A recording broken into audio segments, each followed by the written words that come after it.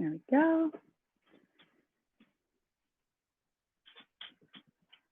All right. Very good. Double check I'm actually, looks like I'm live. It's always hard to tell when I'm here in my room by myself. All right. So, good morning, everybody. It's officially almost 10 a.m. on Sunday. Very good. There's me testing my sound. It's working. Very good. So if you're joining me today, thank you for being here. It's a beautiful sunny day. There's a blue sky today, which I think many of us are really grateful to see this morning. So as we usually like to start my class with some awareness in the feet. And today the feet especially will kind of focus on the awareness in the feet as it pertains to our balance. So our sort of balancing today is going to be about weight shifting, lateral weight shifting, and then also front and back shifting. This both happens in our sit bones and it also happens in our feet for balance. So, we're going to take a moment to address the foot. Today I'm going to use a fascia ball. And if you haven't seen one like this, it's kind of a ball with some knobby bits. There's lots of different kinds. Some are more like spiky bits, a bit different. Sometimes people will use something softer, like a squash ball, a tennis ball, a water bottle, a rolling pin. You can get really creative here, but I can't emphasize enough how important some awareness in the bottom of the foot is. Now, if you have injuries or you have sensitivity in the foot, be really gentle as you do this and just see how it goes. So I'm going to start with sitting a little bit forward in the chair.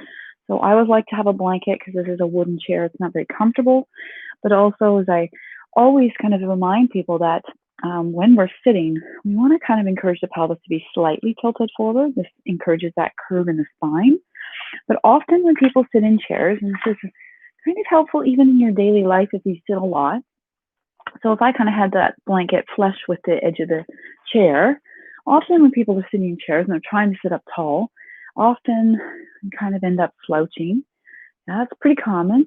But what happens in that situation is that the pelvis kind of tucks under, and this makes it very hard to breathe from the diaphragm, which can mean that it's difficult for the pelvic floor to function naturally. So ideally, we kind of want to sit up tall and encourage the pelvis to just tiny bit of a tilt forward.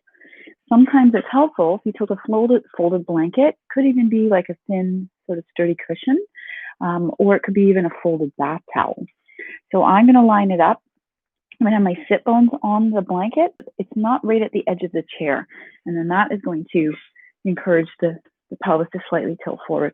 So just experiment with what's comfortable for you and what feels right. And then we're going to start with your ball. So I kind of go back and forth between having my chair sideways and forward so you can see. But it would be helpful to sit a little bit forward in the chair as you work on the foot. So just whichever foot you're going to choose to start with some gentle, easy movement up and down the whole foot. See what's available, what kind of sensation is there. So in general, your connective tissue, the fascia, it's sort of everywhere. It kind of comprises your posture, it's around your muscles, your joints, your bones, your organs, your blood vessels. It's your newest organ as of, I think, 2013. It is considered your sensory organ. So this is a real shift in our awareness of the importance of fascia in Western medicine and its role in creating our posture, but also its role in maybe protecting an injured space in the body. Sometimes the fascia will, instead of being movable and flexible, it kind of gets stiff, dehydrated, tight, sticky. And it's meant to be kind of like this sort of framework of almost like a spider web of flexible tissue in the body.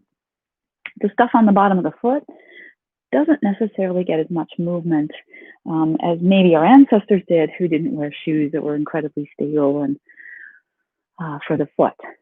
So that's essentially what we're doing here, is just providing a little bit of gentle compression into the fascial tissue in the foot to keep it movable, hydrated, and flexible. All right, so if it's comfortable for you, and this is always something you have to kind of just check in with your foot, I'm going to find a spot in the middle of the foot, somewhere in the middle. It feels comfortable for me. I have my hands on my thighs, sitting up tall, and take a deep breath. On the exhale, as I hinge forward, you may sense that there's more weight that goes into the foot. So just make sure that's comfortable for you. I'm going to do that 2 more times. So I'm going to take a breath in, coming up. Exhale, folding forward. Just see if that's a comfortable sensation. If it isn't, you don't have to fold forward. Try one more, inhaling up, exhaling forward. That's it. Very good. So you might stay here for a moment. Just notice what the foot's feeling like here. And taking a moment to slowly arise. You can gently press into the thigh bones to arise. Very good. And then as you come up, we'll just see about the outer edge of the foot. So you can see about maybe getting the outer edge of the foot. What kind of sensation is there? Sometimes we lose a bit of sensation in our foot. And if that is the case, just go gentle. If you encounter any pain within any movement, whether it's in your foot or your shoulder or what have you today, back off. You might do less. It might mean you leave something out. And that's sort of the challenge of me being here and can't see where you are, is that I really encourage you to listen to your body first and maybe use me as your guide, but you're ultimately the boss. You're in your body. You are feeling these practices in your body. And that's the most important. So as you come off the ball or stick or whatever you're using, you might, if your feet are, if you have bare feet, you might look at your feet and they might look like different colors. You probably can't see that on the camera here, but the foot I worked on is a different color slightly. So it does encourage circulation as well into the foot. So when you're ready, you're going to do the other foot. So you take your ball over to the other side. All right, so as you start with the bottom of the foot, moving through the foot.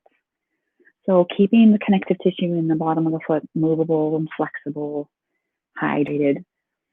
It's really helpful for also that awareness in the feet, which becomes really helpful when we are working with our balance. We're going to do some of that in the last half hour when we stand. Just know that you might choose to just do the seated portion of this class. You might try some balance, or you might just observe certain things in this class as well. Just take what is useful for you, and you can leave the rest. So I'm going to find a spot somewhere in the middle of the foot, somewhere in the arch. It could be a slightly different place for you that you would think you could maybe explore adding a little bit more gentle pressure into the foot. I'm going to put my hands on my thighs. Just know I'm avoiding the knee joint. So mid-thigh or closer to the hips with the hands. And you can gently press down into the thighs with your hands to help take some of the weight out of your lower back. So take a breath in here. On the exhale, hinge forward, just till I sense some extra pressure in the foot that's manageable. So if it feels painful, then come up with it. Okay. I'm going to take a breath in as I rise. Exhale, folding forward, hinging from the hip crease. Very good.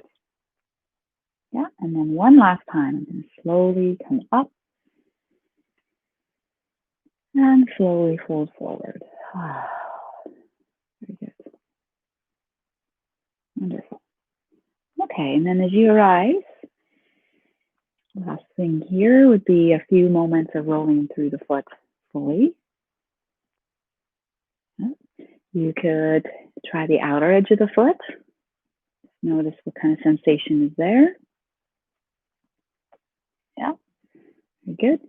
Yeah, and then once you feel like you've had enough of that movement for the foot, you can take a moment to come off of your prop, whatever you were using, and maybe just putting it safely out of your way so it doesn't get in our way. All right.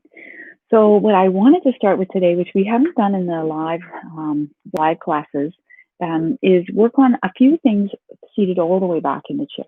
And I'll just explain why once you're there. So right now we're sitting a bit at the edge of the chair. If it's comfortable for you, I'd encourage you to scoot all the way back in your chair for a moment, which is probably how you usually sit in a chair, right? Using the back of the chair to support you, of course. And for this purpose, we're doing this so we can work a little bit more on the foot, the ankle, and the knee today. So what I'm going to start with is taking one foot. You choose which one you'd like to start with. I'm just floating it a little bit off the floor and I'm going to do some ankle circles with that foot. And as we warm up the ankle, we're going to warm up the wrist on the same hand. So whichever leg, whichever foot you have rotating in the circle, see if you can take your wrist of that same hand in the same direction. Warming up the wrist, warming up the shoulder, or the wrist and ankle. All right, now see if you can keep your foot moving in the same direction it's going, and switch just the rotation direction of your wrist. Ooh, I did it today. Now, for a lot of people, you're going to notice that as soon as you switch to the hand position, your foot switched positions. I have been working on this for about 6 months. so the first time I did this, as soon as I switched the hand, the foot just came along with me. And so that might be something you work on, just to challenge the brain a little bit. So again, that's sort of a mind-body connection in the body. It is possible, so like patting your head and rubbing your tummy. These are really helpful practices for encouraging neuroplasticity in the brain. And we're warming up the wrist and the ankle. So let's try the other foot, taking the foot just a little bit off the ground. Start with an ankle circle. You might go both ways just to see which way is most comfortable for you. Okay. So same arm, same wrist is going to go in a circle. So just seeing if you can get your wrist to rotate in a circle. Now keep your foot moving in the direction it's going, and just switch your hand. Ooh, I'm getting better at it. This has taken me months of practice. Very good. That's it. So again, it's just something to be curious of. And it is always really interesting to notice how the foot will just automatically switch directions sometimes when you switch direction of the hand. Very good. Okay. So these are patterns in our neurology, but they're changeable with practice and effort. All right. So as we sit at the back of the chair, just take a moment with the shoulders. Shoulders coming up and down. Very good. So a little tension release. You might think of tensing the shoulders up towards your ears. As you exhale through the mouth, maybe with an audible sigh, you see if you can allow your shoulders to relax. Try that one more time. Very good. Wonderful. And now let's just do those little shoulder rolls, up, back, and down.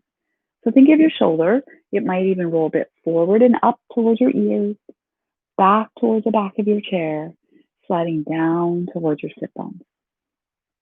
So when you do this movement today, just be mindful of what kind of sensations are coming about in your shoulder.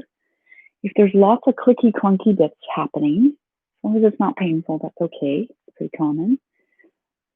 You might, though, if there is a lot of clicky, clunky bits, you might find more benefit for those connective tissue layers around the shoulder to do a smaller movement.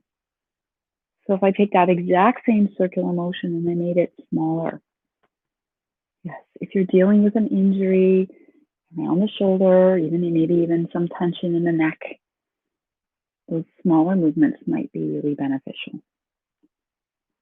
Maybe one more little shoulder roll, gently up, gently back, gently down. Really good. And we'll bring the elbows close, palms up for a moment. So in this position with the palms facing up and the elbows close, this is sort of a way of stabilizing the shoulder blades, sort of the sliding down and under. So it helps us with our open upper chest here. And we'll warm up your rotator cuff. So with the elbows staying fairly close to your side body, just from the forearm to the fingertips is moving out to the sides and back to your center. And just kind of noticing if you've had an injury in the shoulder, you might experience one arm goes all the way out, maybe one arm doesn't. It's okay. See what's available. We'll warm up for the shoulder. Very good. Okay, good. Now the next time as we bring our arms in, I'm going to see if I can hold my opposite elbows. Okay, very good. All right, so we're going to start slow. Just a little movement, moving side to side with the elbows, kind of like a rocking the baby kind of motion. Okay, I want you to take a moment of awareness into the sensations that you might be sensing in the shoulder. If you've had an injury, just moving into a range of motion that feels manageable. So for those of you who are curious, you might, when the shoulder's feeling all right today, you might start to move in a larger range of motion. Okay, so the elbows might be going down to the floor and then all the way back up over the head. And that might not happen today, and it might not happen ever. And if that's the case, not to worry, you still get the benefit out of doing this little movement. The other thing you can do is you can notice that I'm going all the way down, all the way up, up, up, and around. But if that felt really uncomfortable, maybe your circle has to be a little bit smaller in front of you, rather than seeing a full, large range of motion. Whichever way you're going, I want you to see if you can change directions now, with the elbows moving in the opposite direction. Sit, up and around. Last two. There we go. Very good. Wonderful. As you come back to your first position here, just take a moment to shake out your hands. Very good. And I'm going to pretend I'm holding an imaginary something between my hands. I'm going to bring my hands, or the outer edges of my hands, towards my knees, as if I was holding something. Very good. So the first motion we're going to do is we're going to take a breath in and bring the arms in front of you. And exhale, bring them down. Good. Next breath in, inhale, arms in front of you. One arm, you choose, maybe goes as far as it will go comfortably. And on the exhale, the arm floats down. And both arms travel back down. Inhale, arms float forward. The other arm maybe continues up to its fullest range, which might not be overhead. And then meets your arm in front of you and comes down. And then one more deep breath in as both arms go to your fullest comfortable range of motion, which might be overhead and it might not be. And then back down again. Very good. Good. So let's try that one more time. So we're going to take the second time to really focus on linking your breath and your movement. Right? So that might mean that you're moving faster or slower than my cue. But this is sort of a moving breathing exercise. And so I'm going to take a little side breath at the beginning. When you're ready, on your next in-breath, both arms rising in front of you, exhaling down. Inhale, arms rising forward, one arm continues moving. Exhale, arm overhead, meet your arm in front, and then they travel down together.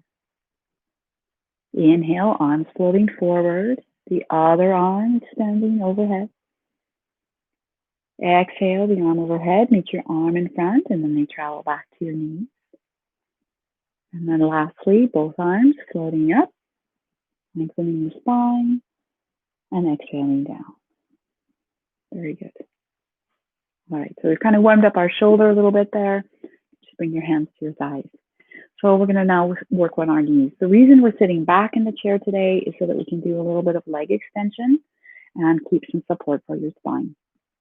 So as long as you're back in your chair, sitting tall, one thing you can do for your knee in a chair would be this leg extension. It's also a little bit of a hamstring stretch, but this is also going to depend on your knee.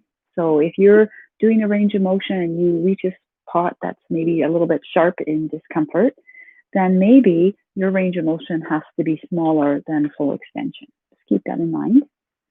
So let's choose one leg, and you're just going to take it out in front of you and just see if you could fully extend your leg and pull your toes back towards you. And you're going to sort of feel tugging and stretching in the back line of the body. If this feels uncomfortable, bend the knee a little bit. Essentially, though, we're activating the quadricep right now, which is above your knee, and it's a really important muscle to stabilize the knee joint. And then slowly down. Okay. Try the other leg just to see what's happening in the other leg. You're extending the leg out, maybe reaching through the heel, pulling the toes towards you, so that flexion of the foot can stretch the back of that leg. Being observant and aware of what's sensing in your knee here. And this is for your quadriceps, strengthening the quadriceps. And then back down. Very good. So our last sequence at the back of the chair is going to be for the shoulder, for the knee, but also a little bit for the brain. So opposite arm, opposite leg is already kind of challenging our right brain and left brain to do two different things at one time. And this is a great way of building neuroplasticity into your exercise and your movement awareness practice. So I'm going to put my arms on my knees, and you're going to start with extending one leg out in front of you and the opposite arm. So whichever one you want to start with, taking a breath and exhaling down. So find your own breath, your own rhythm. Now the other leg and the other arm. Inhale, lengthening, extending the leg, exhaling down. Okay, we can do that 2 more times on either side. Inhale, lengthening. Exhale, lowering down. Good. Inhale, lengthening through the spine, arm extending, leg extending. Exhale, everything comes back to your first position. Last 2 here. Please feel free to take a break at any time. That's it. Last one. Sitting tall, reaching through the legs. Very good. And back down. Excellent. Wonderful. Okay, so once you come back to this first position, now we're going to scoot forward in the chair. That will give us a little more movement for our torso, and we can do some weight shifting and exploring of bigger movements from a chair if we're sitting forward. So you can use your scooching muscles. They're real muscles. You can kind of scoot one hip forward and the other hip forward and the other hip forward, or however you would like to come to a little bit of a more forward-seated position in your seat. And then I'm going to turn my chair sideways just to show you what is a really helpful alignment to have here. So again, I've got the blanket not quite on the edge of the chair. My sit bones are going to be on the blanket. Okay. And then instead of having my feet under me, okay, I would have that position if I was trying to get out of the chair. But for these exercises, I'm going to have my knee stacking under my ankle. And that's going to provide a little more of a sort of a 90-degree angle here. So I've got ankle stacking under my knee. Yeah, so you've got this sort of nice position here. Our feet are hip width apart. All right, so this is our first exercise for moving the pelvis, but it's also a great way to create a little bit of space in that lower back. Hands on your thighs, so avoid the knee joint. Mid-thigh maybe.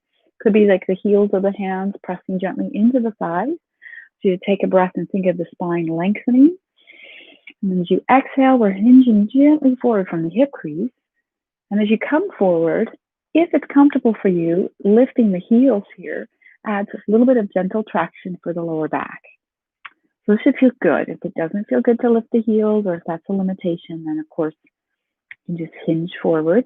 Still get a little stretch in the back. When you're ready to come up, let's use a breath in. So let's inhale, arise. Good. Heels come down. Exhale, leaning back. Maybe the toes lift a little bit. So we're going to inhale, come to center. Exhale, hinging forward, heels lifting. That's it. Inhale, coming up. Heels come down. Exhale, leaning back, toes lift. As you do this, be mindful of the neck. Sometimes people's heads end up here. Keep the chin a little bit towards your chest. So you're going to inhale, sit tall. Exhale, hinge forward. Noticing now, so that doing that 2 more times, I want you to notice what sensation you have in the sit bones here. So as you arise and your heels come down, you're in neutral position in your sit bones. As you lean back a little and lift the toes, you're now on the back part of the sit bones. So your weight is shifting from center of the sit bones to the front part of the sit bones as you come forward. Yep. And then coming back up to neutral. Okay. So let's all meet at neutral when you're ready. So this would be our sort of neutral position, just sitting tall, and our sit bones are even here. So we'll do a little child's pose. This is a great resting position that you can choose to take anytime you just need a break. So I'm going to start with sitting up tall, hinging from the hip crease forward. And for me, it's comfortable for my forearms to rest on my thighs. For some people, that might be too much. You might still be using your hands, but I'm going to keep my feet flat for child's pose. Now, if the forearms are on the thighs, I always like to invite in a little neck stretch here. So the neck stretch could start with looking just straight down at your feet. And then very slowly, gently, just drawing your chin a little bit more towards your chest.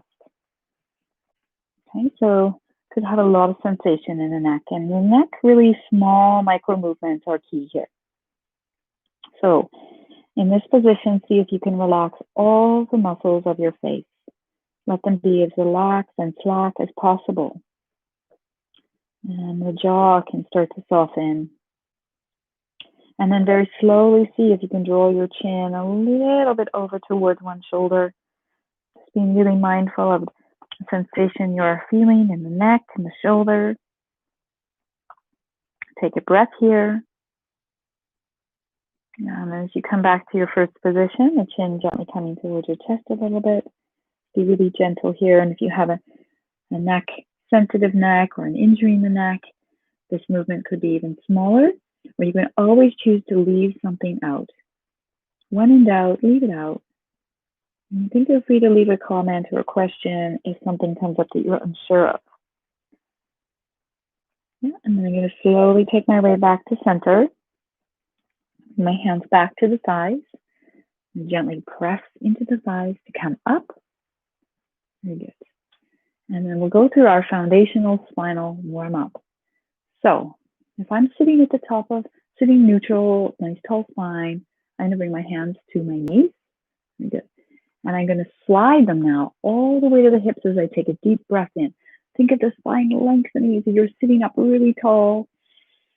Now, as you exhale, the hands are going to come forward. You're going to let your upper back round backwards. So the chin coming to the chest, arms reaching forward. Okay? So it's flexion of the spine. Inhale, extension of the spine. If you have a spinal injury, a sensitive spine, smaller movement. So that might mean taking your range of motion and choosing to do something that's smaller. And I do encourage that. If you have an active injury in the spine, we want to move the spine, but we don't want to force the spine to be doing things that it's not comfortable. But this little movement of the spine is just thinking of extension of the spine as we sit up tall, and flexion of the spine as the hands slide forward, chin to chest as we kind of slouch. Yeah. So maybe as you do a few more of these, you may notice there is movement in your pelvis. As you sit up tall, the pelvis tilts forward a little bit. And as you slide your hands towards your knees and chin to chest, you might sense that your pelvis tucks under a little bit. Maybe. Very good. That's it. Let's just try that one last time. Good. Wonderful. And then as you come up to your very first position, sitting up tall, the shoulder roll up, back and down. All those close palms up. She's going to give you that nice reminder of where the shoulder blades want to be. And then hands come back to your knees. All right, so we're going to do a little twist now. So I'm going to stay sideways just so you can see.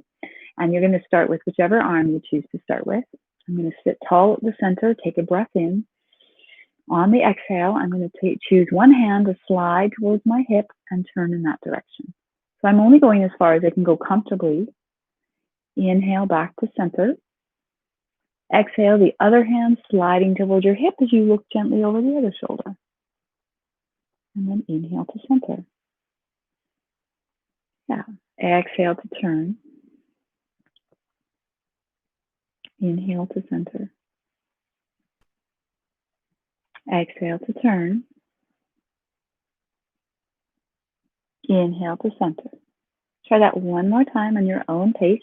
Gentle twisting within a range of motion that there is no force. So you can see that we're not grabbing the back of the chair. We're not doing any torquing of the spine.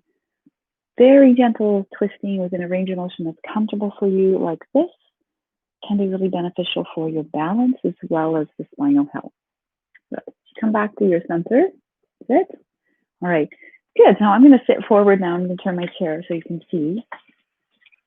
So we're going to do a little side bending. All right. Good. All right. So for today's side bend, I wanted to try something slightly different. Now there's going to be two options. If your shoulder has an injury and taking the arm up like this does not work for you, okay, then your option is going to be to keep your arms at your sides, sit up tall, and you're always going to think of lengthening through the crown of the head, even weight in both sit bones as you just do a little tiny side bend to the side and up and to the other side. So we're side bending, we're getting a stretch in the opposite side of the body. Okay, so that's your option if your shoulder, if you already know your arm is just not going to get involved comfortably. If you find that your arms are going to be fine here, take your arms out to the side. It's called the cactus position. All right, good. So from this position, I'm going to choose one arm. I'm going to stretch the arm up, and I'm going to do a little up and over towards the other side. Try to keep both sit bones rooted on the chair. And then the arm comes down. Good. Now I'm going to take the other arm, reaching it up, roll over, rooting through the sit bones, and down. So you can link your breath. Think of inhaling up, exhaling low over, inhale up, exhale down. The breathing is a suggestion. As long as you're breathing in a comfortable pattern for you, if you're exhaling instead of inhaling when I'm doing the movement, that's okay. But just be aware, sometimes we hold our breath. You don't even notice. That's it. Do one more on the other side. Okay, so I'm going to inhale, stretch the arm up. Exhale, tiny little side bend to the other side. There we go. Very good. Wonderful. And then bring the arms back to your sides, little shoulder roll. All right. So before we move into some wider leg positions for the hips, we did want to talk a little bit about lateral weight shifting versus side bending and how we can use this to cultivate some balance awareness, even in a seated practice. All right. So notice here, if you're sitting at the center of your chair, you're sitting evenly to some degree, hopefully, on both sit bones. Okay. Now I want you to see if you can shift your weight to one sit bone, as if you were on a sailboat that just tilted to one side. So one sit bone might even come up just a bit. Okay. Then come back to your center. Notice where both sit bones feel even, and shifting over to the other sit bone a little bit. Good. Back to center. Try that one more time. Shift your weight to one sit bone, leaning over the left side a little bit, and then back to center, and then over to the other side, back to center. Okay, very good. Now we're going to see if we can take that awareness and move it in a bit of a more circular direction with those sit bones. So let's see if you can take your weight onto one sit bone and then maybe forward. So the body's going to get involved here. The front body comes in forward a bit, over to the other sit bone, and then see, can you go to the back of the sit bone and around? So every time I do this, well, when I used to have group classes, someone would reference the Weebles. So if you grew up with the Weebles, the toys with the round bottom, you know, they kind of roll on their bottoms here. Kind of same idea.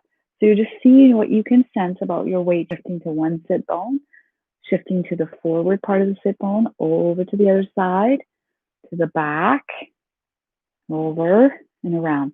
And then let's try the other direction. Wherever you can sense here. Back, side, forward, side, back, side. Yeah, very good. And then we're going to build on this awareness next week a little bit. And by bringing in a little bit more movement into the torso. But I just wanted to start today with really taking our focus on our weight shifting from one sit bone to the back, to the side. And then when we stand today, we're going to do some balance awareness of our weight shifting from one foot to the other. But when we're sitting, our main balance is in our sit bones. Very good. Good. As you come back to your first position, okay, making sure you feel comfortable here, we'll do a little hip warm up. So I'm going to lift my toes, turn the toes out, place them on the ground. Lift the heels, turn them up. So I'm just going to encourage you to do a little heel toe movement. Yep. You might be experimenting with what is a comfortable width. I'm just encouraging you to be curious. There's no force. And everybody's hip is different, both your anatomy and then, of course, your history of injuries or surgeries or what have you. So let's try that one more time, and we're going to find a comfortable sort of wide angle with your legs. Lift my toes, turn the toes out. That's rotating the hip. Foot comes down, heel lifts out. Very good. I'm going to do one more. So for me, this is a comfortable position. It might look slightly different for you. Ideally though, we still want to have the ankle under the knee. So if you kind of have this position, you might want to bring your feet further out. And if your feet are too far out, you want the heels kind of under your knee. You might also have to readjust how you're sitting. So you're sitting a little forward in the chair. Once the legs are wider, you might have to sit an inch or two back so you don't feel like you're sliding out of your chair. So once the feet are in this nice wide angle, very good.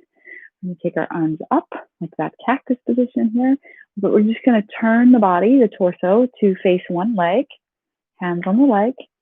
Yeah, and so we're stretching that opposite side here. So I'm going to slide the hands down. Very good. Only as far as you can go comfortably and slowly back up. I just encourage you to do that maybe 2 more times on that leg. Sliding your arms down the leg. We're stretching into the opposite side of the back here. Muscles that kind of connect the pelvis to your rib cage. Yep. Last one on this side. Very good. All right, good. As you come back up on your time, usually when I come back to center, a little roll of the shoulders or a shrug. Oh, so encourage the body to soften and relax here. Hands come up. Yeah, I'm going to turn to face the other leg. Hands on the leg. And I'm just going to go down the leg nice and slow. That's it. And slowly back up again. Very good. Try that 2 more times. Down the leg. Back up. Checking in with your breath. Very good. Your breath is with you all the time. But sometimes just being aware of your breathing, not trying to change it, can be really helpful. Very good. Okay. Very good. As you come back to your first position, lovely. Do a little side bend, one more little side bend to one side. So I'm going to sit tall, and then I'm going to lean over to that one side and see if the forearm will be comfortable resting on the side. If this feels like too much sensation on that opposite side, maybe it's your hand and you're leaning over a little less. It depends on your body. All right, so I'm going to take the opposite arm up, palm facing down, and I'm going to slice it around towards that other knee. For some people, they might even think of the rib cage opening a little bit to the sky, optional. And I'm going to do that one just one more time. Slide the arm around, slice it around, maybe opening the chest a bit more to the ceiling, and then back around. That's it. And let the arm come down, slowly arise, little shoulder roll. Okay. See one more little shoulder shrug here. Always trying to cultivate a little relaxation or easefulness, even as we move in these larger movements. So think of tall lengthening of the spine, leaning gently over to one side, the other side. Just see if that forearm resting there is comfortable. You feel that stretch on the other side. If the shoulder allows, you can extend that opposite arm out, palm faces down, and then the arm is going to be slicing in front of you. It might end up coming over. You might end up opening the rib cage a little bit, and then coming around. We're just doing this one 2 times today. And we're just going to do the slicing arm, slicing the arm in front, over. There it is. Very good. And then in your time, when you're ready, slowly as you come up, again, have that little roll of the shoulders, and a little shrug. Oh, good. One more. Oh, very good. So we're going to start with bringing our feet back, toes, and then heels, and then toes, and then heels. Now we've done ankles today, we've done knees, we've done all the spinal muscles, we've done some movement of the pelvis, we've done some neck stretches, we've done shoulders. So essentially, you've done a lot of gentle fascial movements and some articulation of your spine. And now we're going to stand. So if your preference was just to do a seated gentle practice today, I really thank you for coming. And if you're wanting to stay for the standing part of the practice, we're going to take a moment to break down getting out of the chair, which I realize we're all experts at, and we all have our own way of doing this. And there's lots of reasons we have different ways. If you've had a knee injury or knee replacement, sometimes one foot will not go as far back towards the chair. So that might mean that you have to stagger the feet. But I'm going to turn my chair to the side just to kind of break down some good principles to keep in mind when you're getting out of a chair. Okay, so the first thing I would always suggest, like if you are sitting at the back of a chair trying to get out of a chair, sometimes scooting to the edge of the chair is helpful. You know, less real estate you have to clear. Okay, and then knee under ankle is great for exercise, but it's not great for getting out of a chair. If I tried to get out of a chair right now, I'd either go backwards or I wouldn't be very successful. So it's knees over toes to get out of a chair. So there it is, knees over toes. That means my heels are a little more under me, so that if I press into my heels, I can feel that little, almost like an eject button in my sit bones. So there's a direct connection between the heels pushing down on the ground and the tailbone and the hips lifting. Now, again, this is where if you had one knee that didn't move as far back, you might have a staggered position. You might have one foot that you're going to rely on, and maybe one knee doesn't go that far back. The other thing that comes up for people is you might still require your hands to help you to get out of the chair, and that's fine.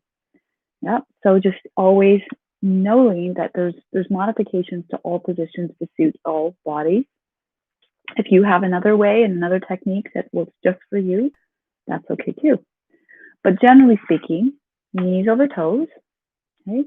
Second part of this though, if I was just trying to get out of a chair sitting here, it's pretty difficult. We want to take a moment to let some more of our body weight shift from your sit bones into your feet. In order for that to happen, the rhyme you can think of is nose over knees. So if I sit up tall in the chair, think of the weight in my feet right now and my sit bones. As you kind of hinge from the hip crease forward, as your nose comes towards your knees, what you might notice is that once the nose is over the knees, I feel there's more weight in my feet so that I could actually press into the feet and stand. That might still require some hand position on the side of the chair if you have a knee that has some sensitivity or weakness. All right, so once you're up, a really common thing for balance is that people they get out of a chair and then they start walking right away. And it does take your body a moment to sort of calibrate your center of gravity, which changes once you're standing. So once you're out of a chair, what you might do is just put that little baby bend in your knees, sink down into your feet, and then pressing down through your heels, straightening the legs when you feel stable. Yep, we're going to take a slow journey either to the back of your chair so you have something to hold on to, or you could stay in front of your chair if you had a walker and you would put the walker in front of you. Essentially, you want something in front of you just in case to hold on to. Whether you're going to walk to the back of the chair or just use your walker is up to you. So I'm going to just invite you to do that now. So essentially, you would have something in front of you, like an insurance policy, something just in case that you could hold on to, all right? Which could be your walker, could be a countertop, could be your back of the sofa, could be the chair you were just sitting in. I'm going to move my chair just so you can see, but I'll often put my hands out like so, mimicking the imaginary chair I have in front of me, okay? I'm going to move the chair a little out of the way here. Okay, so the first thing we're going to do today is we're going to work with lateral weight shifting. So I'm going to encourage you to have your feet wider than your normal stance. So hip width, wider than hip width. Something that's a comfortable wider than hip width for you. Doesn't have to be really wide, just a little wider. Okay? So the first thing to think of is when you bend your knees just a tiny little bit, you sink your weight down into your feet.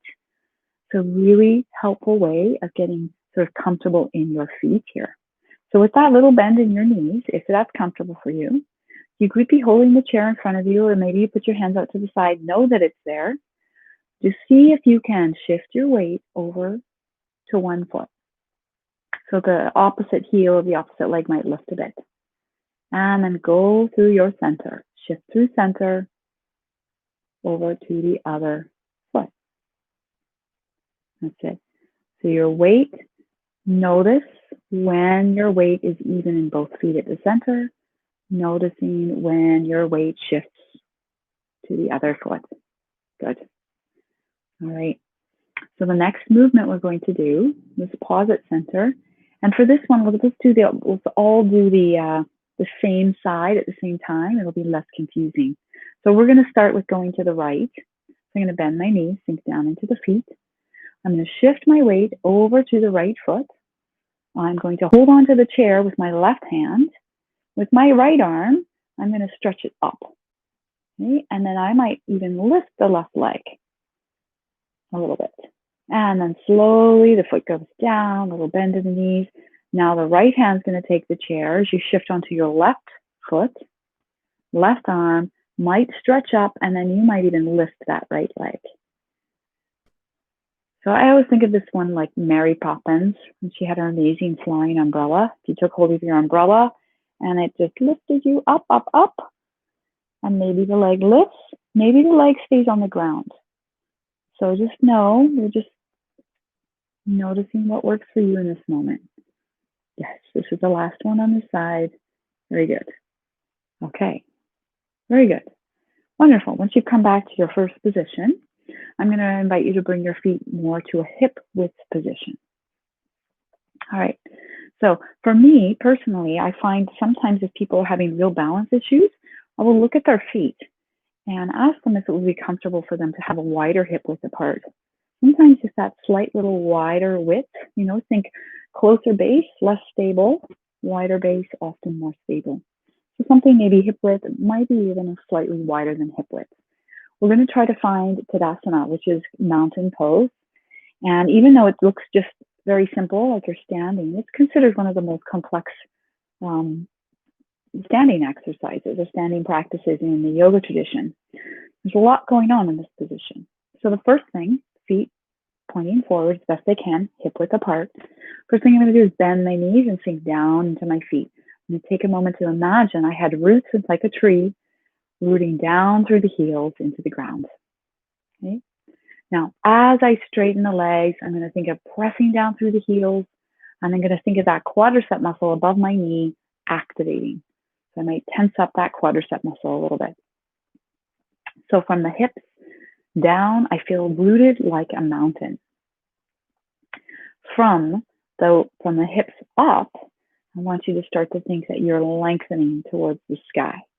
So you might even imagine that there was a string on the crown of the head pulling you up to the sky or to the ceiling here. And then we're going to take a moment to let your shoulders rise up, back, down, elbows close, palms up. Very good. Yeah, and then we're going to take a moment with your hands at your heart center. They could very gently and evenly press into each other. If standing with the hands in front of you is unstable, place the hands on the chair in front of you. If at any time in the next series of movements you find you have a moment of instability, I want you to think of the best thing you can do when you're feeling off balance. Bend your knees a tiny little bit. Okay? I want you to think about when you see a gymnast, when they do those amazing flips in the air, when they land their landing, the first thing you'll see them do is kind of bend their knees, sink their weight down into their feet, and then once they're stable, they'll come up to standing. Similarly, if you watched someone on a tightrope, they were losing their balance, the first thing you'll see them do is bend their knees, sink their weight down into the feet. Once they have their stability, they would come back up again. So think of that little baby bend in the knees, or like the surfer position. Surfers and skateboarders, they also have a bend in their knees to sink their weight down through the feet. So just keep that in mind, that that's a really helpful way of kind of regaining some stability if you're feeling off balance. But then you also have your chair or your walker in front of you.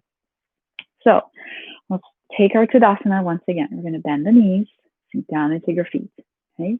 As you straighten the legs, think of pushing down through your heels, activating the muscle above your knee.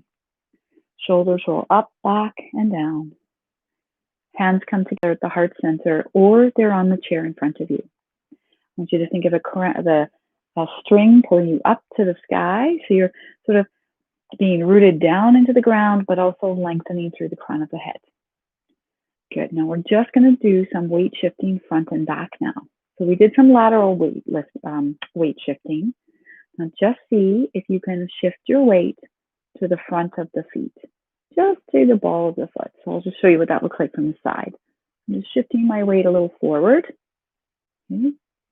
And then I'm going to come back to my center. Now go slow, just shift your weight a little bit onto your heels. Back to center. Now shift your weight to one leg. So it just kind of looks like you lean over to one leg, back to center, and then shift your weight over to the other leg, back to your center. Very good. Wonderful. Bring your arms to the chair in front of you. We're going to do a little balance exercise here. So when you're ready, you're going to shift your weight to the front of the foot and just see if you can lift your heels. And then slowly the heels come down. Back up so my head doesn't leave the camera here. So you're going to shift your weight forward, lifting the heels. And if it's available to you, maybe the arm floats up and then arm floats down. So we're slowly letting the heels, I'll show you from the side. I'm going to shift forward, lifting the heels and down. Okay. So try that one more time on either side. Think inhale, rising up. Exhale, lowering down. One more time. Inhale, rising up. And exhale, lowering down. Very good. Wonderful. Now with your hands on the back of the chair. Very good. Let's see if we can go from just heels lifting to toes lifting. Okay. Now I find it really challenging to do this one without a chair. So heel lifting, no problem. But once the heels lift, sometimes people feel like they're falling backwards. So holding onto a chair, as your heels lift, sometimes there's a little bit of hinging at the hips so that the head comes forward as a counterbalance so you don't fall backwards. Okay, so just try that a few times, lifting up onto the heels, or up onto the front of the foot. And then as the heel comes down, lifting the toes. Very good. Let's try that one or two more times. This strengthens all the muscles in the back of the leg as we lift the heels. If it's available to you now, as you lift the toes, you're strengthening the muscles in the front of the foot, all the way up the front of the shin, which are also important for balance. So last time, this one's a great one that you could do while you're in the kitchen waiting for the tea or something. Very good. Good. Wonderful. You take your feet back to your first position, shake out your legs. I'm just going to move my chair so you can see. Hurry for time. Very good. All right, so we're going to do a little lymphatic warm-up. I do this pretty much every day and within a comfort for yourself. So at any time, if you decided you want to do this seated, you could do just the upper part of this, and you could do this from a chair. If you feel like you want to sit down at any time, please feel free to do that. I'm going to start with my feet just a tiny bit wider than my hips. I'm going to turn my feet out a tiny bit. For me, this is comfortable. Make sure it's comfortable for you. And then I'm just going to have like a little soft spring in the knees. Yes, good. So I'm going to invite you to find a circle with the arms. So if you had a shoulder injury, your circle could be really little and kind of easeful in the front. If you were feeling ambitious this morning and your shoulder felt fine, you could be doing a larger range of motion. So this is also a shoulder warm-up, but really this is about getting the fluids moving through the upper body. It's going to be great for the fascial layer and the lymphatic system. So again, your circle could be this big, could be little and quick, could be a bigger motion, and that little knee bend is just kind of to help you bring the legs back up. That's it. Now, it doesn't take long for the arms to get tired. So I want you to notice what sensations you have in the fingertips as we whoosh around here. Very good. Now, see if you can go in the opposite direction. So maybe just out and up and around. Again, it could be here. Your shoulder didn't want to do a large motion. Really, it's the centrifugal force that we're using to move those fluids through the upper body. Your lymph fluid does not have a pump, so movement is really important for that, getting that circulation of the lymph through the body. That's it. Very good. Let's take a moment now when your arms come back to your sides. Okay. We're going to do a little chopping. So before we do that, though, I'm going to turn my feet forward, still a little wider than my hips.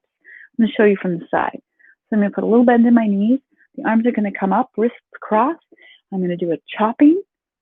And for some people, maybe the toes will lift. They don't have to.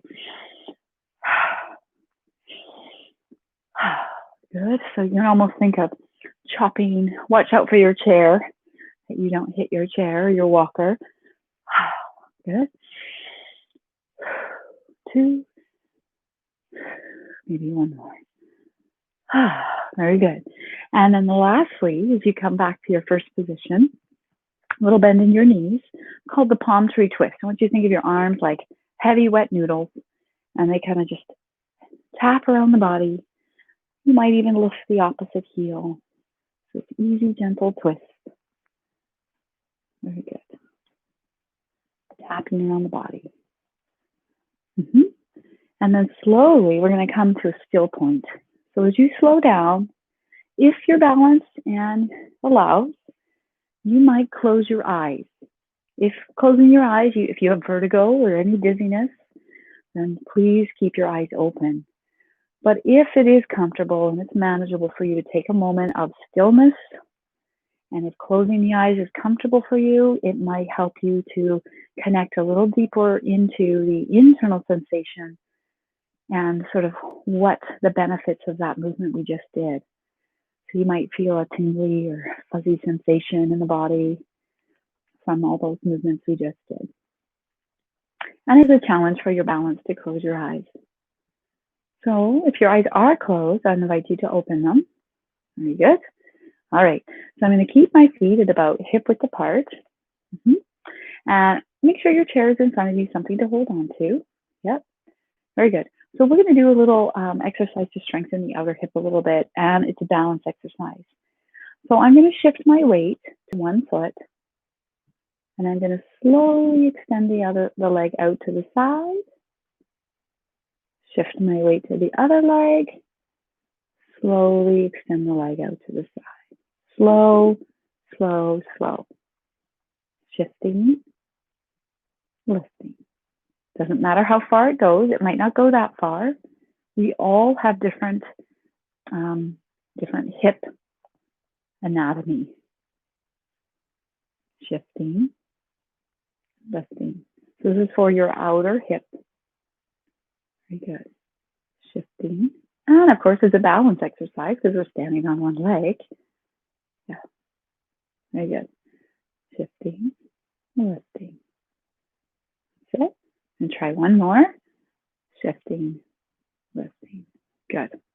All right. Good. Shake it up. So far, we've done a seated practice where we did a lot of weight shifting side to side.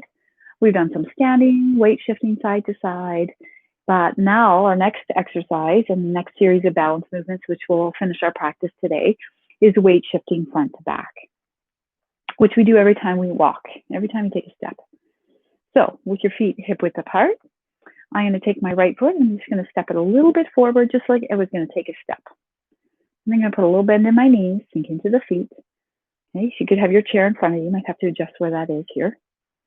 And you're going to slowly shift your weight onto the front leg. Your back heel lifts a little bit. And then slowly shift your weight onto the back leg, your front foot. So I'll just show you from the side, bending my knees a little bit. I'm going to shift my weight onto the front foot, back heel lift. Shift my weight onto the back foot.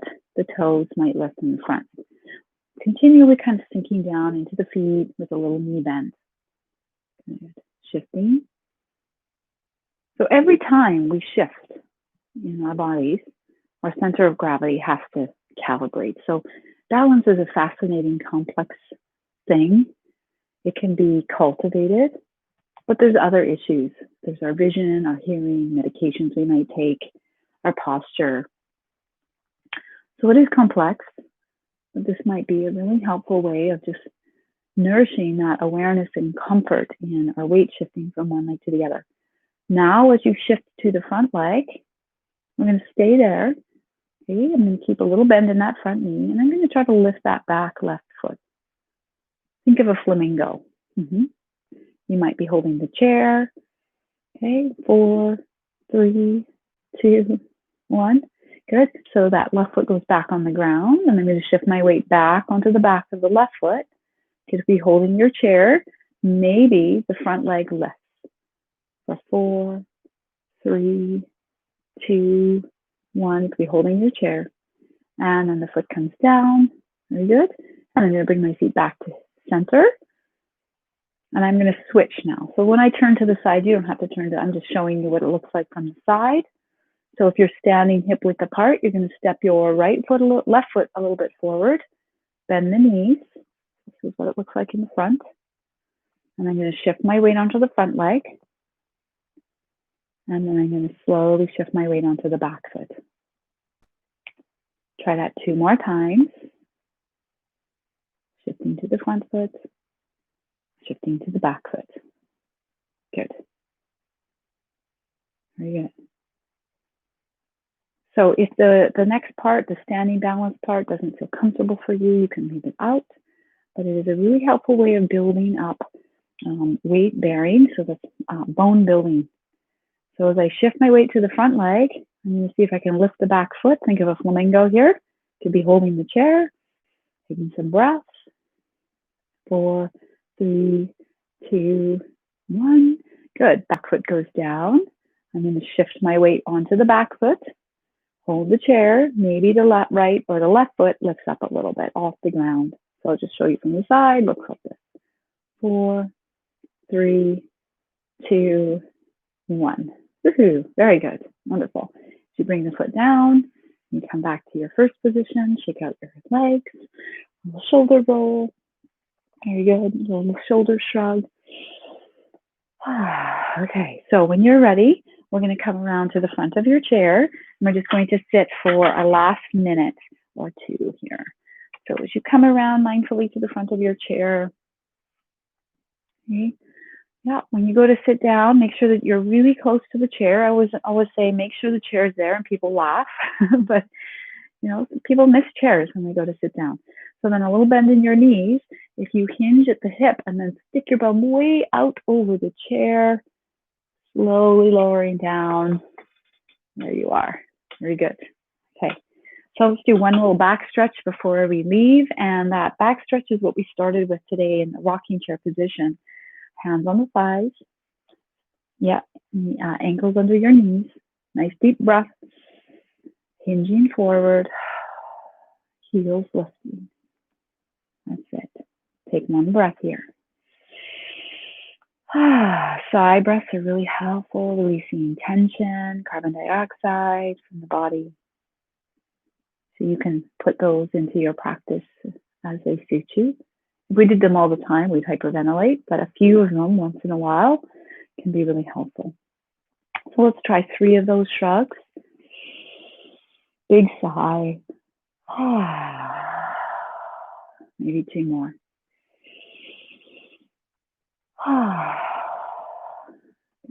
One last time.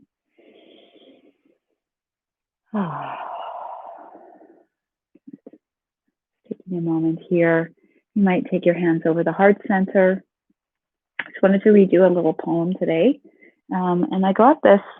It seems like we've been home alone for months and months, but back in February, I went to a yoga conference, and this other yoga teacher who was presenting there, her name is Lindsay Rose.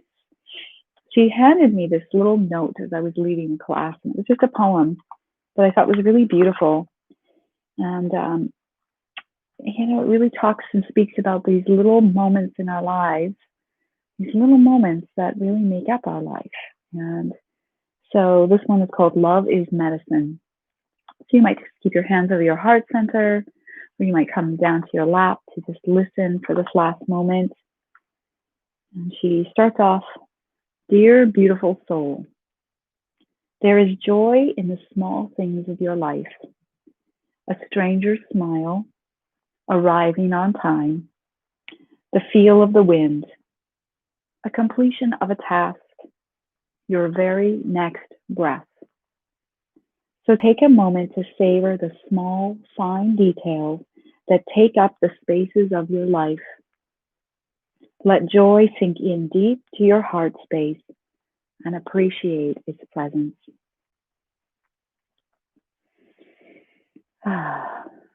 I thank you so much for your practice today. Yeah, and I hope that you come back next week. So I'll be doing these classes every Sunday at 10 a.m. This class is based on gentle articulation of the joints, gentle stretching, dynamic movement, and balance. And I thank you for being here. Hope you have a wonderful week. If you have any questions, you can leave them in the comments and I'll do my best to answer them. Thank you for being here. Hope you have a wonderful week. I'm the camera assistant. Bye, guys.